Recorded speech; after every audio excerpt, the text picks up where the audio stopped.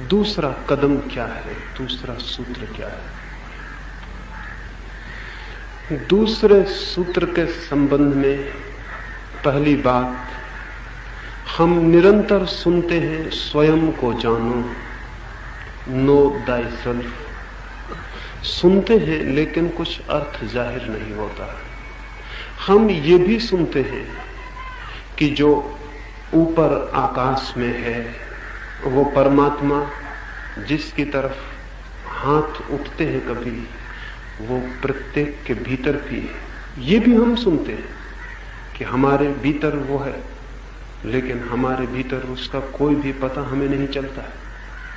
हमारे भीतर तो हम ही हैं, उसका तो कोई पता नहीं चलता है। और हम अगर परमात्मा हैं तो हंसी आने जैसी बात है। हम कैसे परमात्मा हैं? पशु तो मिल सकता है हमारे भीतर, परमात्मा का तो कोई पता नहीं चलता है।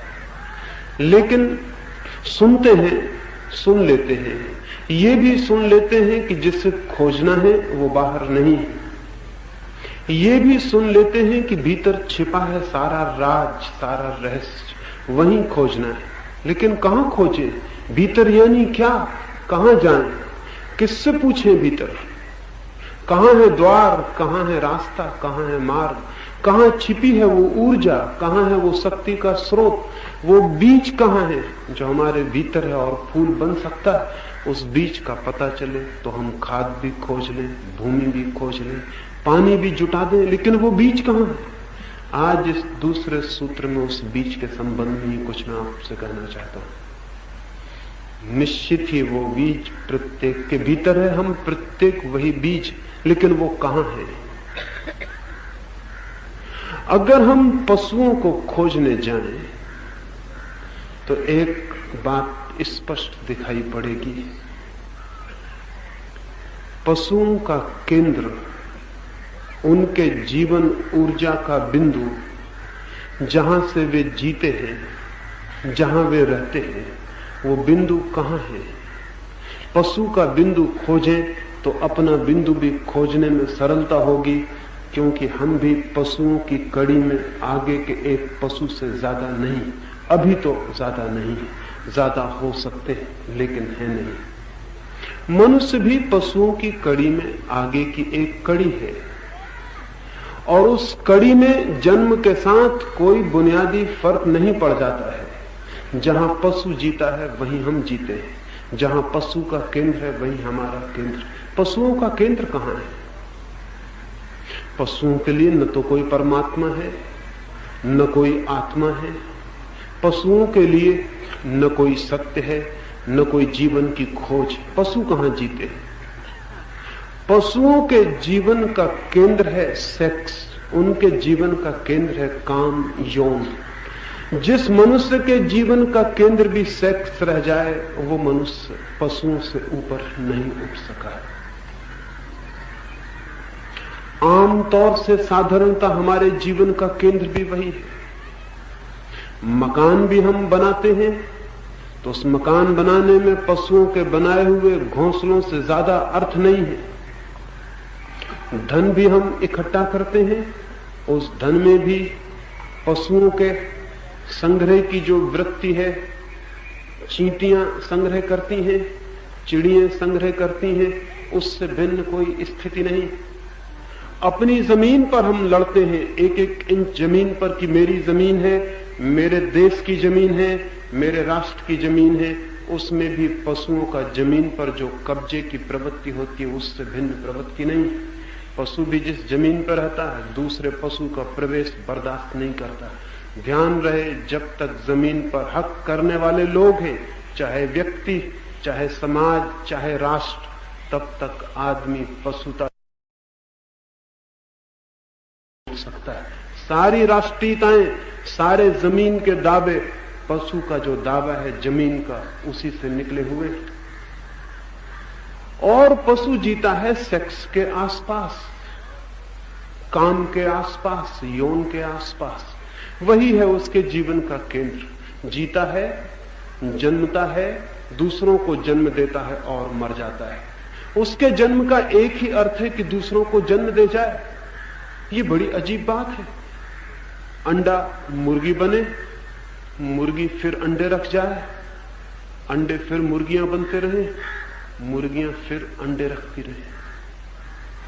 अंडे का काम है मुर्गी पैदा करे, मुर्गी का काम है अंडे पैदा करे, और ये एक चक्र विशियस चलता रहे।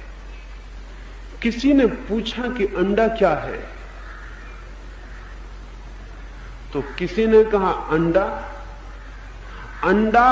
अंडा का अंडे के मुर्गी के द्वारा फिर अंडा होने का रास्ता है। अंडा ही फिर मुर्गी है, फिर अंडा हो जाता है। पशु जनन के आसपास घूम रहे हैं। सारी पशु प्रकृति, सारे पौधों का जगत अपने से दूसरे को जन्म करके मर जाता है, यही उसका लक्ष्य। अगर कोई आदमी भी सिर्फ इसलिए जी रहा है कि वो कुछ बच्चे पैदा कर जाए, तो वो आदमी पशुओं और पौधों से भिन्न कहां है? साधारणता, लेकिन हमारा केंद्र भी सेक्स है। इसे समझ लेना जरूरी है, क्योंकि उसी केंद्र से वो शक्ति उठ सकती है, वो बीज उठ सकता है जो परमात्मा तक पहुंच जाए। जैसे एक बीज को हम जमीन पे बो दें तो बीज की खोल टूट जाती है, एक पौधा निकलता है, आकाश की तरफ उठने लगता है, जमीन के बाहर आ जाता है, फिर फूल खिलते हैं, सुगंध फैलती है। सेक्स, वो जो मनुष्य के काम की इंद्री है, वो जो वासना है, उस वासना के आसपास ही सारी शक्ति इकट्ठी है, सारी ऊर्जा इकट्ठी है।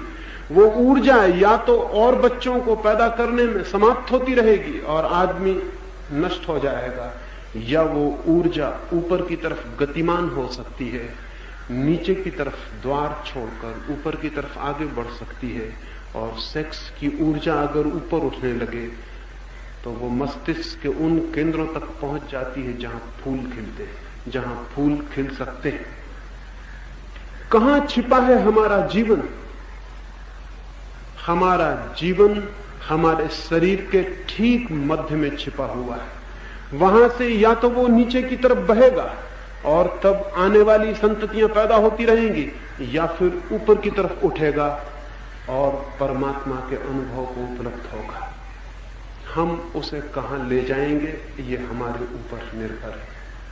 हम उसे कहां ले जा रहे हैं ये भी हमारे ऊपर निर्भर है।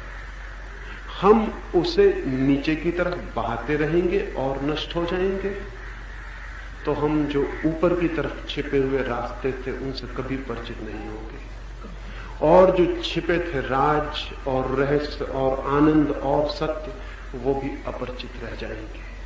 तो जब मैं कहता हूं कि जिज्ञासा करें मैं कौन हूं, कल मैंने आपसे कहा कि 24 घंटे के सामान्य जीवन में एक जिज्ञासा पकड़ ले कि मैं कौन हूं। ये प्राणों में हमारे प्रश्न उठने लगे कि मैं कौन हूं। उठते बैठते, रास्ते पे चलते, चौंक के हमारे भीतर कोई पूछने लगे कि मैं कौन हूं। रात सोते, बिस्तर पर जाते, सुबह उठते कोई चीखने लगे हमारे भीतर कि मैं कौन हूं, तो आप हैरान हो जाएंगे। जितने जोर से ये प्रश्न भीतर उठेगा, जितना ये प्रश्न सक्रिय होगा, जितना ये प्रश्न भीतर घूमने लगेगा, उतना ही आप हैरान होंगे कि आपके सेक्स केंद्रों के आसपास कोई चीज गतिमान होने लगेगी, कोई चीज कपने लगेगी, कोई चीज हिलने लगेगी, कोई नया अंकुर आपको भीतर कपता हुआ, डोलता हुआ, उठता हुआ मालूम पड़ने लगेगा।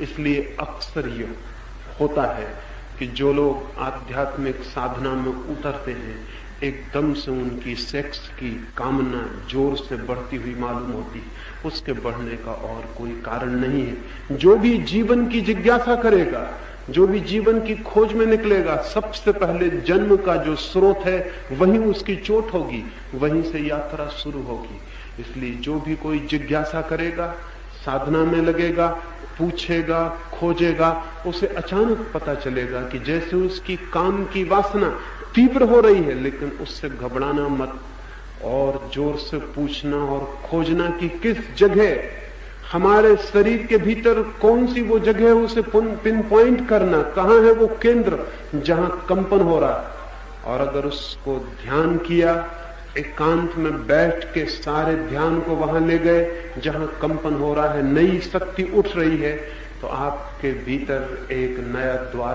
खुल जाएगा जो अभी बंद पड़ा, एक बीज टूट जाएगा, एक नई यात्रा शुरू हो जाएगी, एक झरने का पत्थर हट जाएगा और एक झरना बहना शुरू हो जाएगा। लेकिन हमने कभी पूछा नहीं, अगर कोई व्यक्ति थोड़ी देर एकांत में बैठ के सिर्फ यही पूछे कि मैं कौन हूं, और सिर्फ एक ही बात पूछता चला जाए कि मैं कौन हूं, मैं कौन हूं, तो वो हैरान हो जाएगा। मैं कौन हूं की सारी चोट काम वासना के केंद्र पर पड़ती। वो जो हूं की आखिरी चोट है वो काम वासना के केंद्र पर पड़ती है। वहां कोई चीज कपनी शुरू हो जाती है और जगनी शुरू हो जाती है। वहां शक्ति इकट्ठी है, वहां रिजर्वायर है, वहां संग्रहित है सब कुछ। वो नीचे की तरफ भी बह सकता है, वो ऊपर की तरफ भी ले जाया जा सकता है। सिर्फ शास्त्र पढ़ लेने से और मैं आत्मा हूं इस तरह की बातें सीख लेने से कोई कहीं पहुंच नहीं सकता है। कुछ करना पड़ेगा। पहली बात है जिज्ञासा। दूसरी बात है जिज्ञासा का केंद्र। कहां हम जिज्ञासा को केंद्रित करें, कहां हम पूछें, किस जगह हम चोट करें, कहां सारा चित्त एकाग्र होकर चोट करे। जैसे कोई आदमी जमीन खोदता हो तो एक ही जगह जमीन खोदे तो थोड़ी देर में पत्थर निकल जाएंगे, मिट्टी निकल जाएगी, कचरा कूड़ा निकल जाएगा और जल स्रोत प्रकट होने शुरू हो जाएंगे। लेकिन कोई दूसरा आदमी एक जगह 2 हाथ जमीन खोदे, दूसरी जगह 4 हाथ जमीन खोदे, तीसरी जगह कुछ और जमीन खोदे, तो खोद तो बहुत लेगा लेकिन कभी कहीं से पानी नहीं निकलेगा। ध्यान रहे, जो लोग साधना में जा रहे हैं वो जीवन के कुएं को खोदने के लिए जा रहे हैं। उनके सामने बहुत स्पष्ट होना चाहिए कि उनकी सारी जिज्ञासा, उनकी सारी साधना, उनका सारा ध्यान, उनके सारे जीवन के जो बोध है, जो अवेयरनेस, वो किसी एक जगह पर निरंतर चोट करती रहे, निरंतर चोट करती रहे, ताकि वहां के पर्दे टूट जाएं, वहां की मिट्टी कट जाए, वहां की चट्टान कट जाएं और जीवन के जो स्रोत हैं वो प्रकट होने शुरू हो जाएं। एक बात ध्यान में ले लेना, और ये बात मनुष्यता के ध्यान से बिल्कुल हट गई है। और इसके हट जाने का कारण यह है कि सेक्स के संबंध में हम किसी को कभी कुछ नहीं कहते, बच्चों को कुछ बात नहीं करते हैं, और हमें ये पता नहीं कि जिससे हम बात नहीं कर रहे हैं वहीं वो शक्ति भी छिपी है जो परमात्मा तक ले जाने का रास्ता बनेगी। निश्चित ही वहीं वो शक्ति भी छिपी है जो पशु तक ले जाती है, वहीं वो शक्ति भी छिपी है जो अंधकार में उतार देती है, वहीं वो शक्ति भी छिपी है जो प्रकाश में ले जाती है।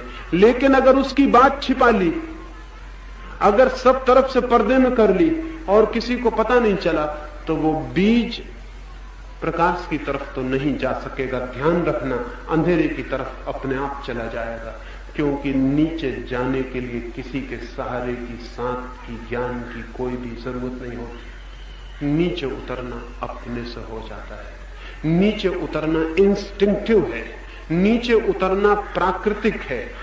इसलिए जब बच्चा जवान होगा, सेक्स की नीचे की यात्रा अपने की यात्रा के संबंध में न उसे कभी कहा गया है, न उसे कभी बताया गया है। उसके माँ बाप ने, उसके समाज ने, उसके शिक्षकों ने डर के कि कहीं खतरा न हो जाए, अंधकार में कोई न चला जाए, सारी बात छिपा ली।